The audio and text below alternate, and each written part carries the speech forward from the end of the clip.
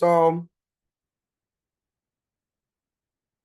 the time period of the particle would be, so the period. So if maximum speed is this, maximum acceleration is this, determine the period. And this must be a simple question. What is Vmax? Vmax is given by omega A. You let me even, yes, capital A, so as to create a distinction from acceleration. And then A max, omega squared A. And with this, I mean the magnitude. The magnitude means the absolute value, meaning we are not looking at the direction. So what's the period? Now, if I take a ratio of maybe A max on V max, I have omega squared A over omega A. The amplitude will cancel out and we'll have omega. And this is 1.57 divided by 1. Therefore, knowing the period omega to be equal to 2 pi on t, I equate it to 1.57 and I can find the period. So t therefore will be equal to 2 pi divided by 1.57. And this must be equal to 4 seconds or 4.00 seconds. That's it. Then the second question. The displacement of a particle moving in simple harmonic motion at any instant is given by y is equal to a sine omega t. The acceleration after time t is equal to quarter of the period. No, yes, quarter of the period.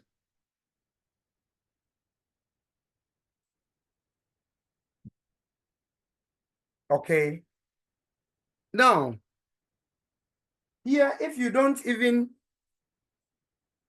have the acceleration formula in mind, which is actually a omega squared r, and here I'm changing it to r because r is equal to a. The radius is equal to the amplitude, so that we create that distinction from acceleration and amplitude, since they are all a. The reason for which I'm making that changes. Sine omega t. This is the acceleration of the body when we are looking at the body oscillating along the vertical. If you don't even remember this, fine. If you have this in mind, then at time t is equal to this, the acceleration will be equal to omega squared r sine of angular velocity omega is 2 pi on t times the time is this, t on 4. So this.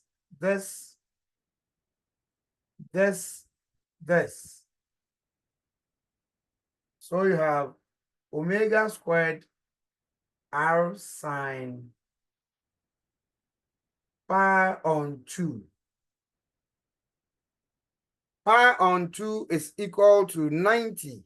So it means at that time, acceleration is equal to omega squared times the amplitude. I saw some of you bringing minus. If you bring minus, you are not wrong. All that you are saying is the direction of the displacement and then the direction of the acceleration. You mean that the displacement is always opposing the direction of acceleration. That's just the meaning of minus. But this is it. Now, if you don't remember, Amma, what's your question? Sir, please, what if you use capital A instead of R? You are not wrong. All that you want to do is that you want to create that distinction. Okay, so that acceleration A, amplitude A. So if you want to represent your amplitude by capital A, that's also fine. Are you okay? Yes. If I don't exactly remember, or if I cannot recall that the acceleration is that, then what I have to do is that acceleration A is equal to dv on dt. So I will need the velocity equation in terms of time to work with here. But I also know v is equal to dy on dt. So to get v, I need to work on the displacement. So del of sine omega t over dt, so that I differentiate this. When I differentiate a sine function, I'll have omega a cos omega t. This becomes the velocity function. Therefore, acceleration A would also be dv on dt, which is equal to del dt of omega A cos omega t.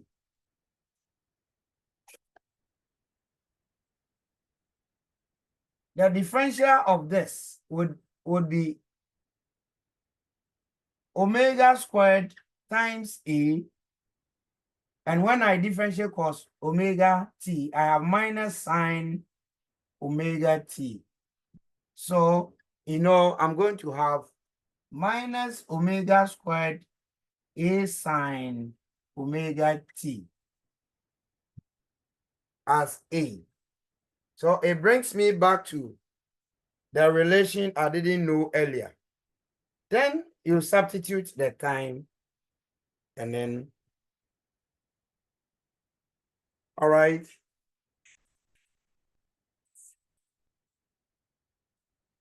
All right. Yes.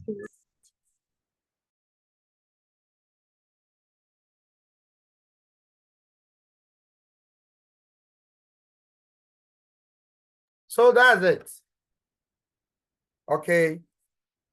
So it isn't a difficult question. I have difficult questions even than this, but then we need to roll the questions out gradually. Right? Any question here? Do you have any question? All right. Then let's move on to the motion of the simple pendulum, which we started last week.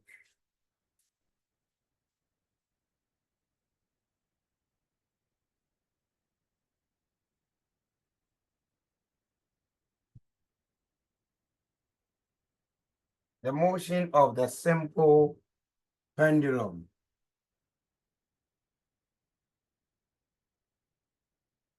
So that is the motion of the simple pendulum is one of the examples of simple harmonic motion. Yes, assertion. This is an example of a loaded spring. Okay. This is a spring and this is a load. So when I pull it, give it a displacement, it moves up and down that in that repeated manner. Okay, describing simple harmonic motion or oscillatory motion. So an example of a loaded spring. So the simple pendulum is just when a body or mass or weight is attached to a massless or weightless spring. Weightless or massless string. I think we discussed it last time, so let me go through it quickly. So this is a support or fixed point.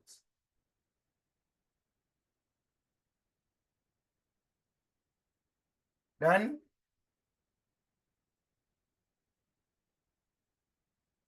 this is the mean point, and then the string must be given a small angular displacement, theta. So theta must be very small, must be very small. This is the mass. The mass exerts a weight, mg. This distance is the displacement of the body from the mean point, O. So last time we resolved this and then saw that if we extend the weight vector in the opposite direction, we have the small angular displacement alternating with this. So that when you extend the string line, you have this angle also equal to this by vertically opposite reasons. So if I have this magnitude of the angle and I want to determine its value, the normal doing is that you put a protractor here and you read it.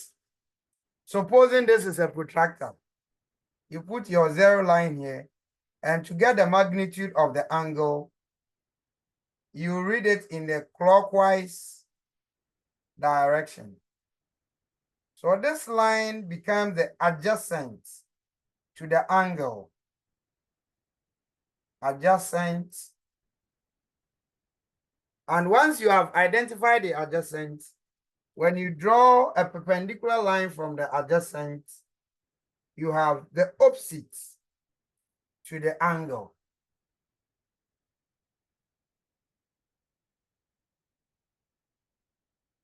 So adjacent,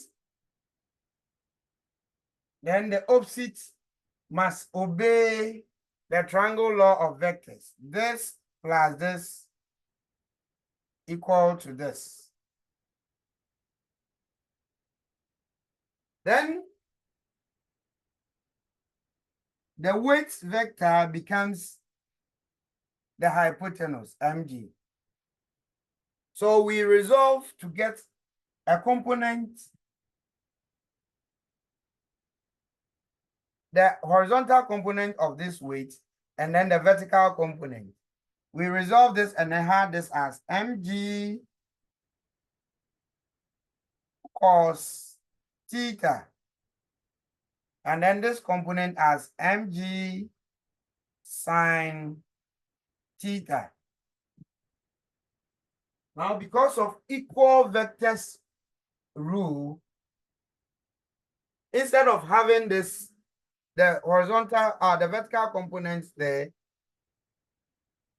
let's bring this component to the weight, to the mass.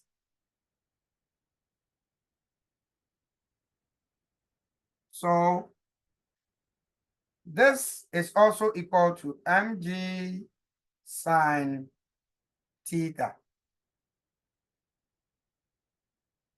All right. Let me check attendance.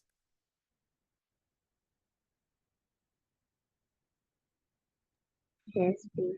So I have Amma, Carl, Chrysla, Herbert, Lynn, Nanama, Natalie, Ishra, Yaba, Tucci. The rest are resting. The rest of you are resting. All right. Now, you realize that this component is balanced, the vertical component is balanced by the tension in the string. But this component is unbalanced. The mg sine theta is unbalanced.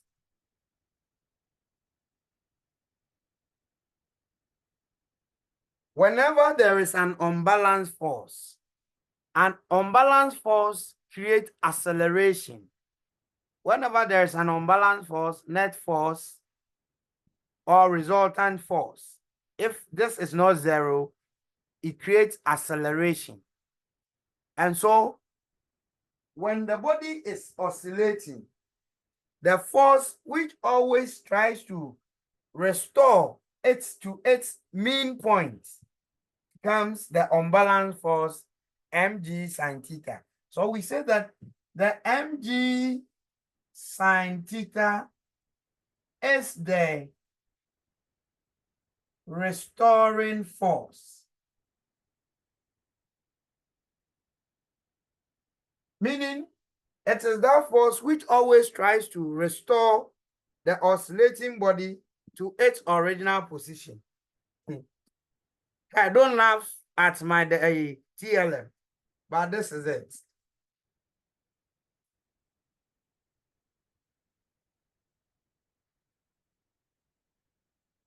Mean point.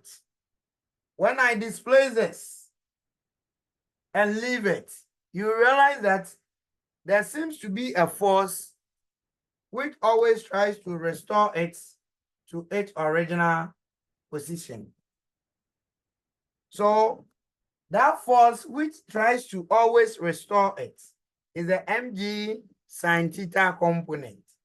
Now, the restoring force, because this thing has momentum, it is always moving away from its mean point.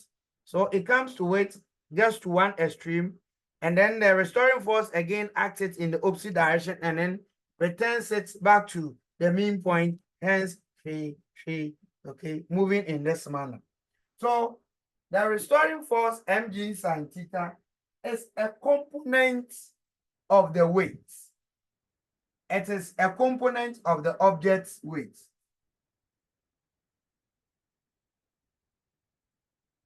It's the restoring force, which is a vertical component.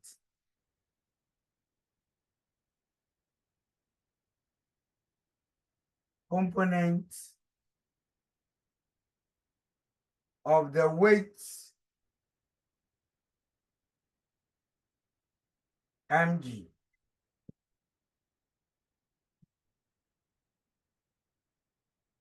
Okay, so if you are asked in a simple pendulum, what is the restoring force? It is always equal to mg. And don't forget that one of the conditions for simple harmonic motion is that there must be a restoring force whose direction is to the direction of the acceleration. So displacement y in this direction, the restoring force, you see it, the arrow directed towards oppositely to this. And so this will be the direction of acceleration, and so is the direction of the restoring force. Please, all is well. Are you okay?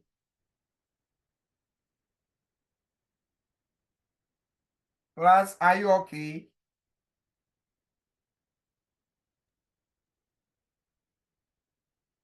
Hey, can you Yes, hear sir. me? Yes, sir. Yes. All right. Now, we want to prove that this motion of the simple pendulum is simple harmonic motion.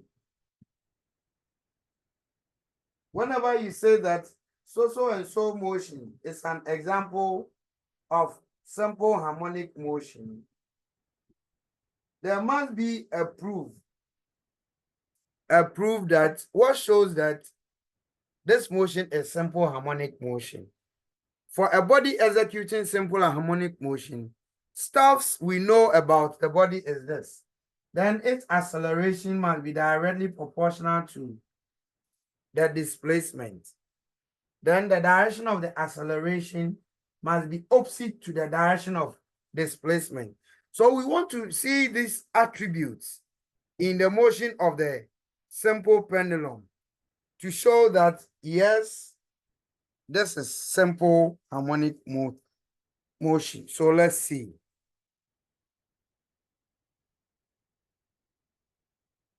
So we see that the restoring force F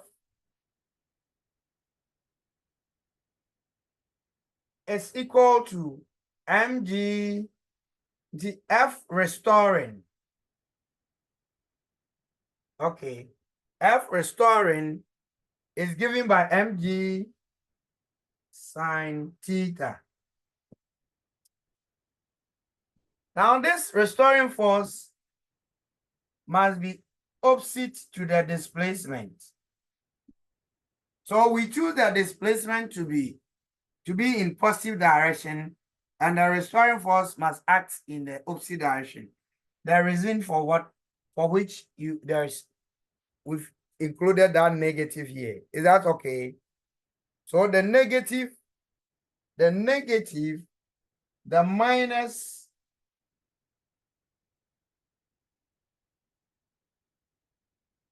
indicates that the restoring force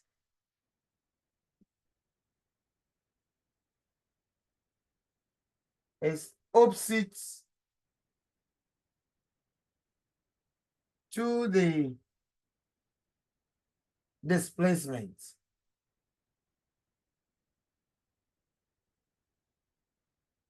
So if there's a restoring force, then what is the acceleration? Newton's second law says that any external force or resultant force, F, causes acceleration. And this external force or resultant force, unbalanced force, is always equal to mass of the body times the acceleration produced by the restoring force or the resultant force or net force or the unbalanced force. So if F external is equal to this, then this is also an external force. So we equate MA to minus mg sine theta. And m here, cancel the m there.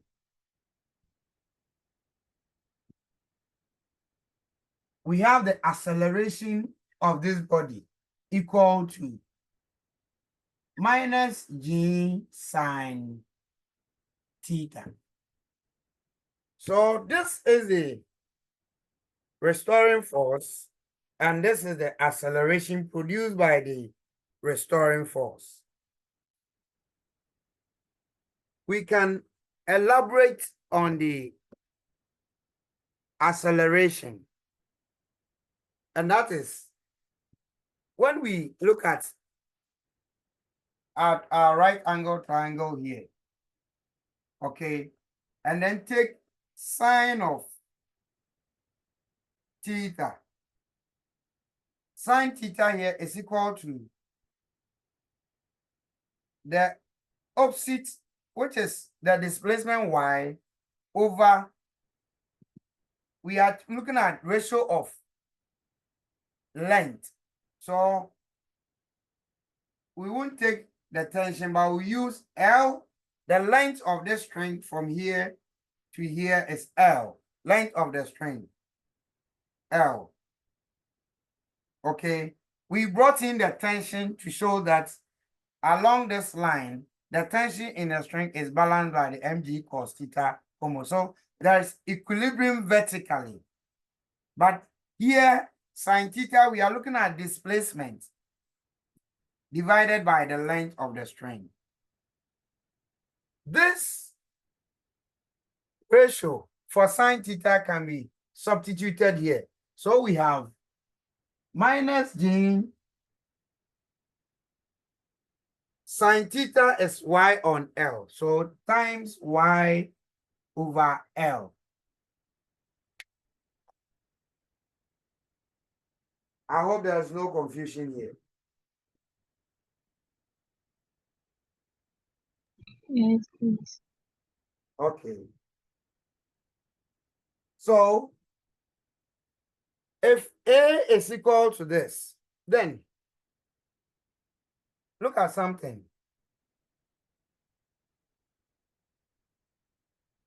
Minus G over L times Y.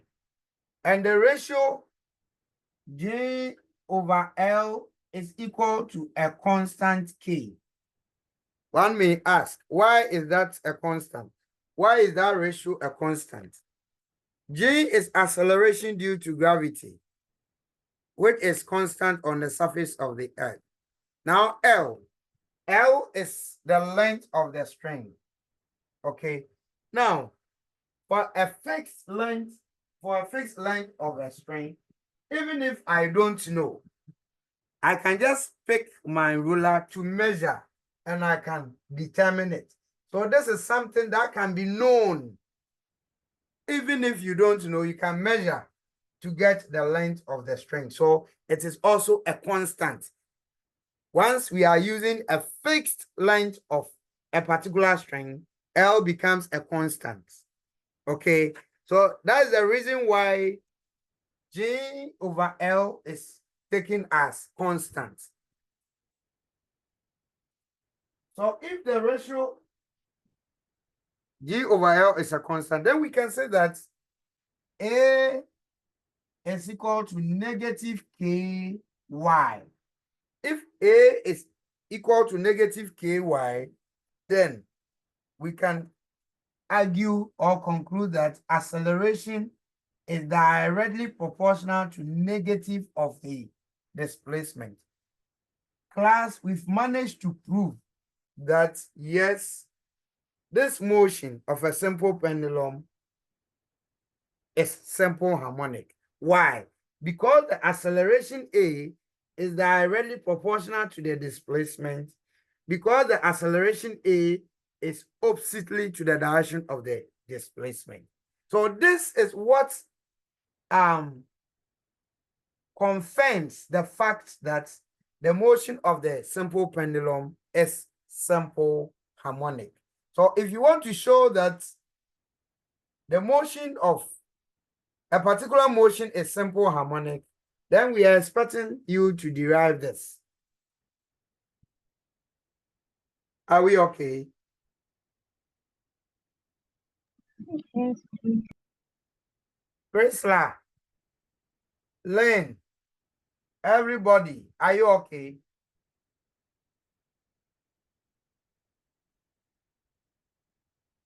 Okay. So,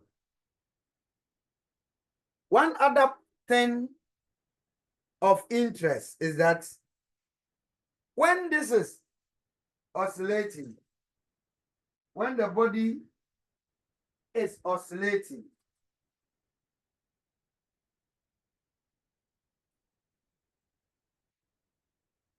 I have this oscillating body.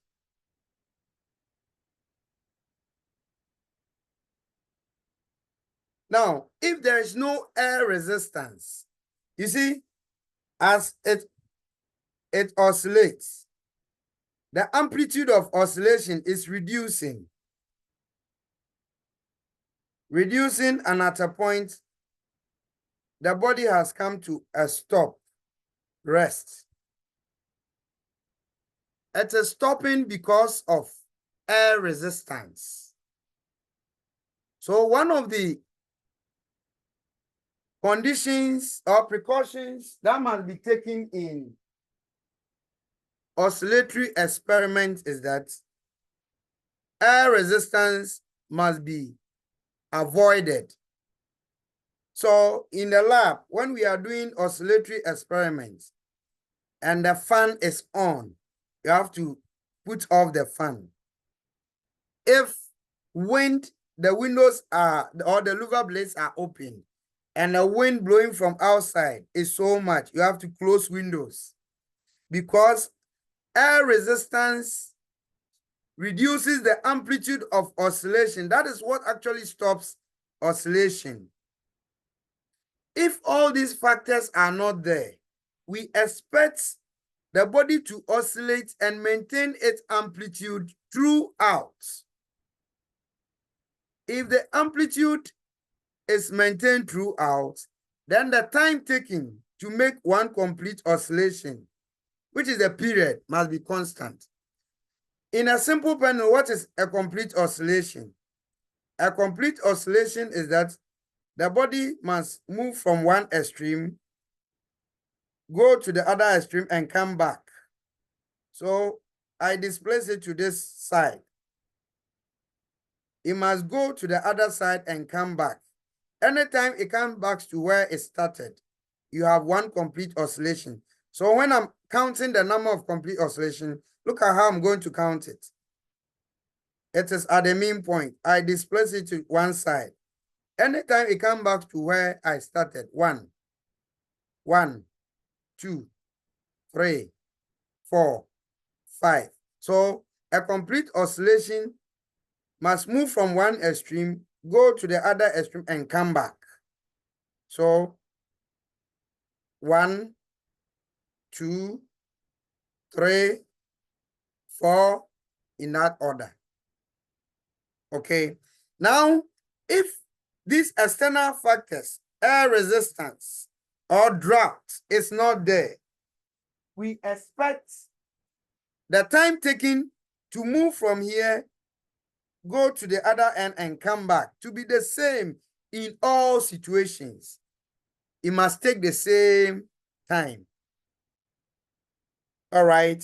So if the body is oscillating freely, not affected by external factors, then we can have an expression to calculate for the period.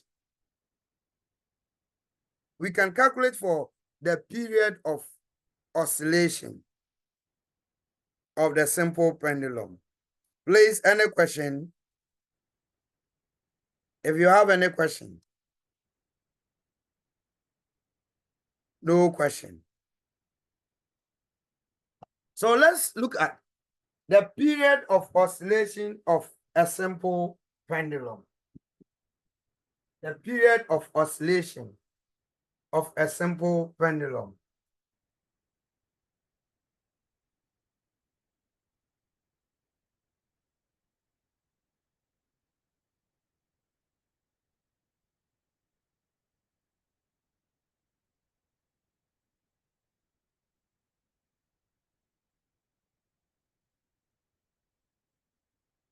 So when a body oscillates and its amplitude of oscillation is maintained throughout, we say that the body is in free oscillation.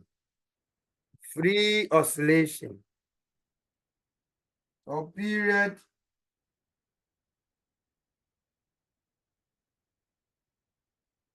of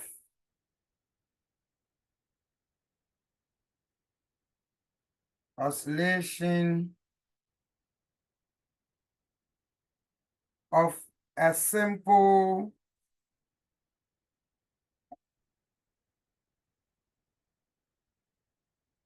pendulum.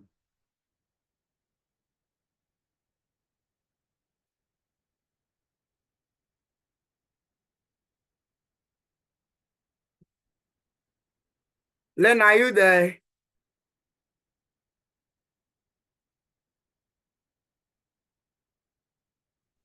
Yes, Hello, Len. please. Nanama. All right. How do we determine the period of oscillation? You see, we just derived that the acceleration of a simple pendulum is given by minus J over L times Y. This is the acceleration of a simple pendulum. Then, throughout our discourse in simple harmonic motion, the acceleration of a body executing simple harmonic motion with respect to time, our displacement, is given by A minus, can somebody help me? The general acceleration of a body executing SHM with respect to displacement. With respect to displacement, what is the general acceleration formula of a body executing SHM with respect to displacement?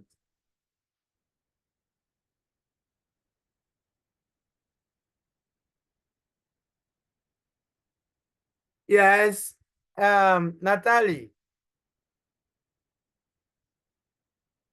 Sir, please, it is negative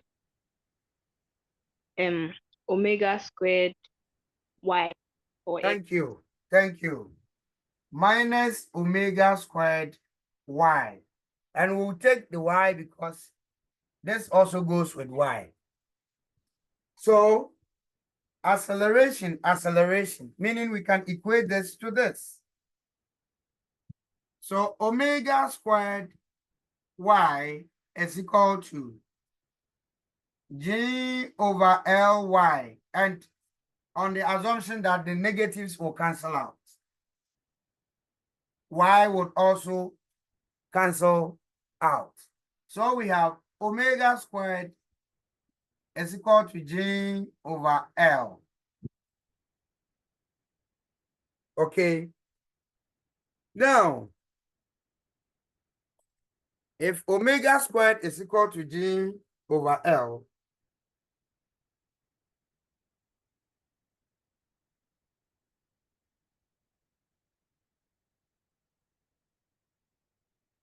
when we take the square root of both sides, we have G on L. Because omega is equal to 2 pi on T, we substitute that into it, and we have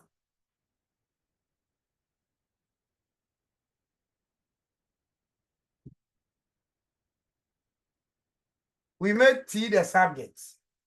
And I'll do that by reciprocating both sides of the equation. T over 2 pi must be equal to root of L on G. But all that I'm doing is that once I'm reciprocating this side, I must also reciprocate this side. So if T is coming up and 2 pi is going down, then L must come up and G comes down. Therefore, T is equal to 2 pi times L over G. This is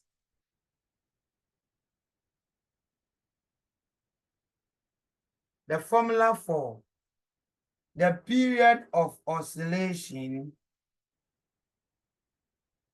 of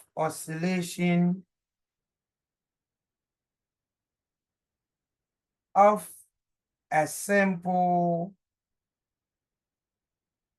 pendulum.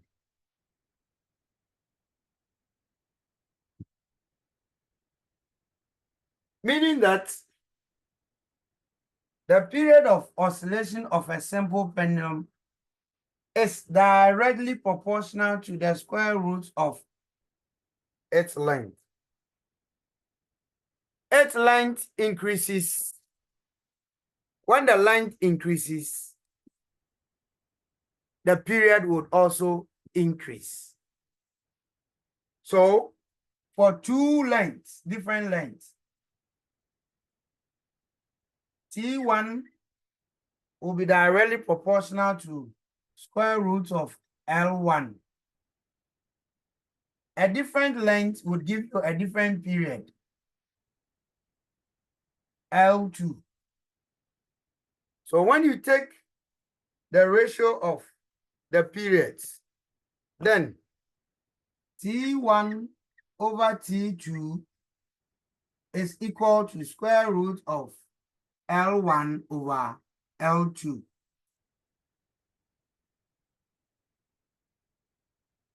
And this is an important relation that can be used to determine the period when the length changes.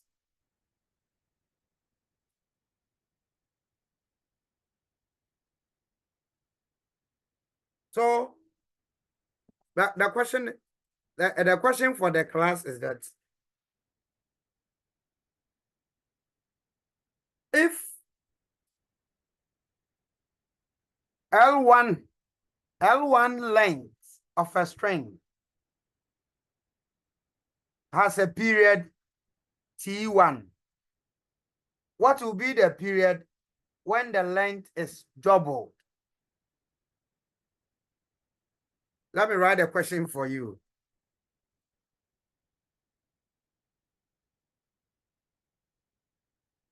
If L1 length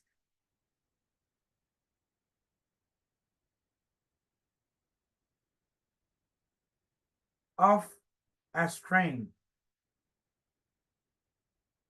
has the period T1,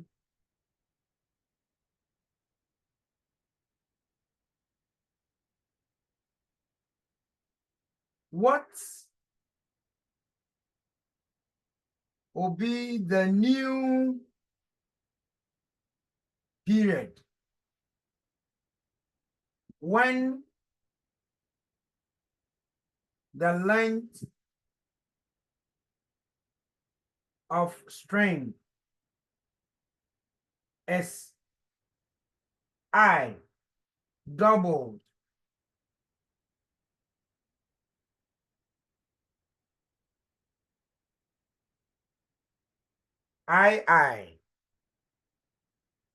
If it is tripled, okay, the length is reduced by 4. Reduced by 4.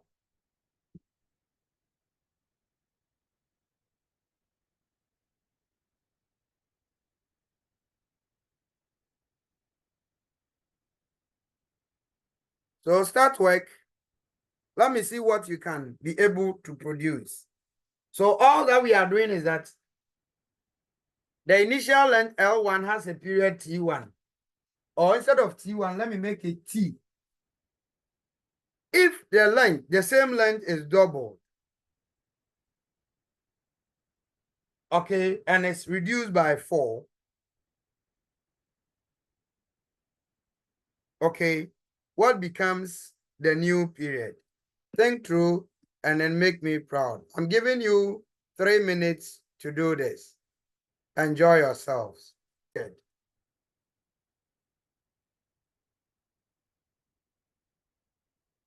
When you double the length, what happens to the period? Length. What did you get for doubling the length?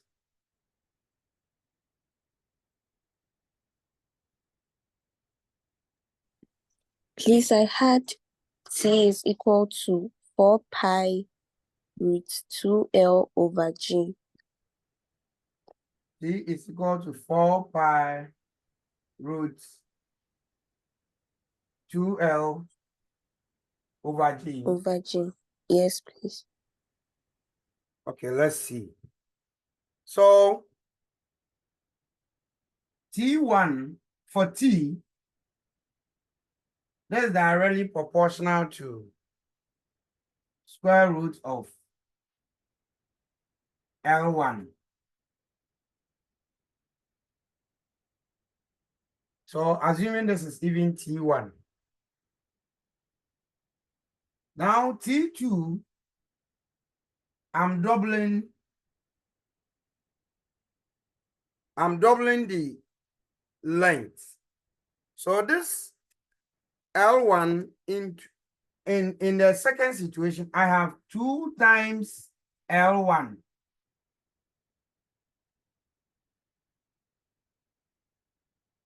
I have 2 times L1. When I take this ratio, T2 over T1, you have root of 2L1 over root of L1.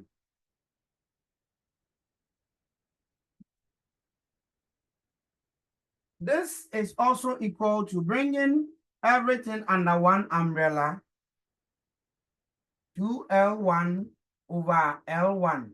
Because if I have, mathematically, if I have root of A over root of B, this can be equal to, or this is the same as root of A over B. So I am applying this, the reason for which they are under the same umbrella. Therefore, T2 over T1 would be equal to square root of 2. Then the new period, T2, would be equal to root of 2 times T1. So this will be the new period when you double the length.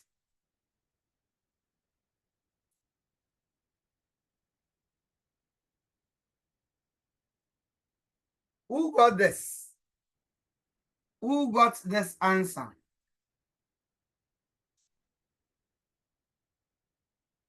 Who got this answer? Sir, please me. Kim. Oh, then Kim, you killed it. Kim killed it. if you want to go by the formula method, this is how it would also look like.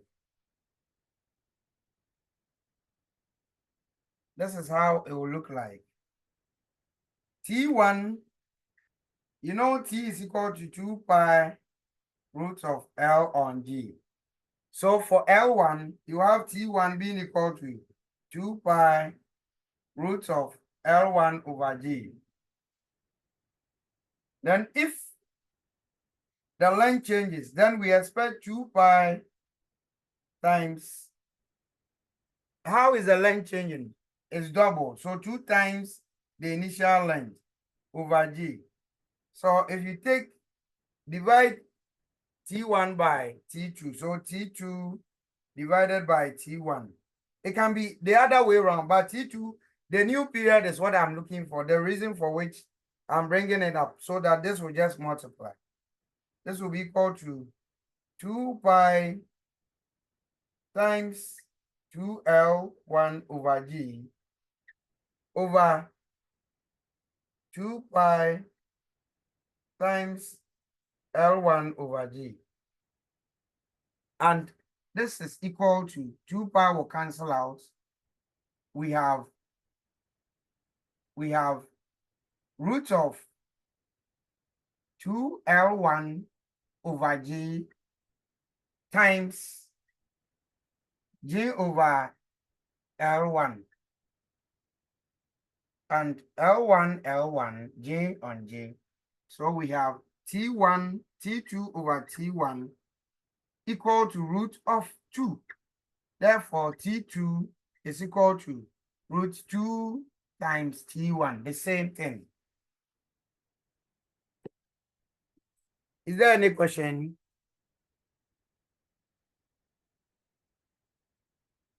All right, then question 2. The second question, this time, the length is reduced by 4, meaning it is multiplied by quarter. So, T1 is directly proportional to initial length, L1.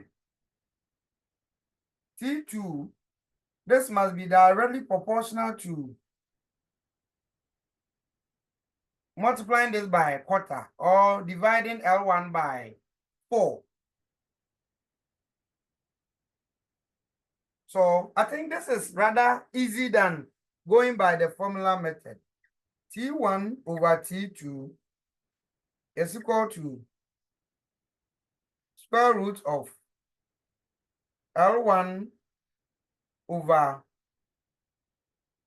L1 times 4.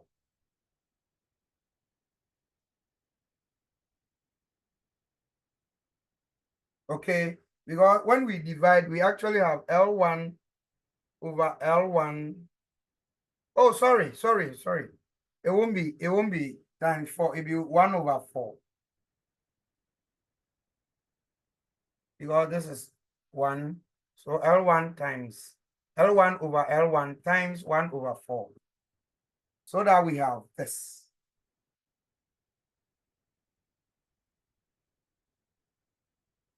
This will be equal to square root of, this is equal to 1 over 2.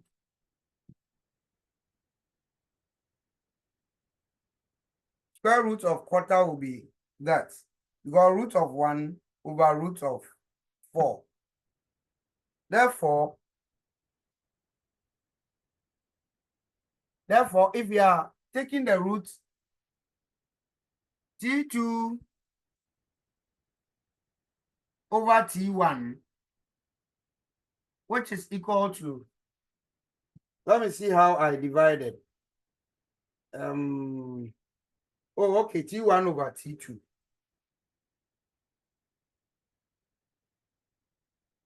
And this will be equal to 2 over 1.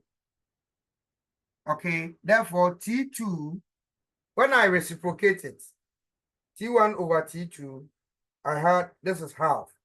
Therefore, when I make T2 the subject, because the new period is what I'm looking for, T2 will be equal to half times T1. Because if you make this the subject, okay. So the point is that once T is directly proportional to square root of L, it means is that when L increases, T would also increase. That is why when L is doubled, we have this increasing by root 2, the period increasing by root 2. Here, L is reduced by 4. And the new period would also reduce by half or reduce by 2. Yaba? Yaba, I'm listening.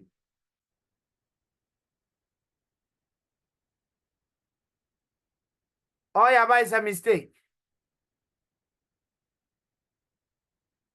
All right. Please, can you hear me?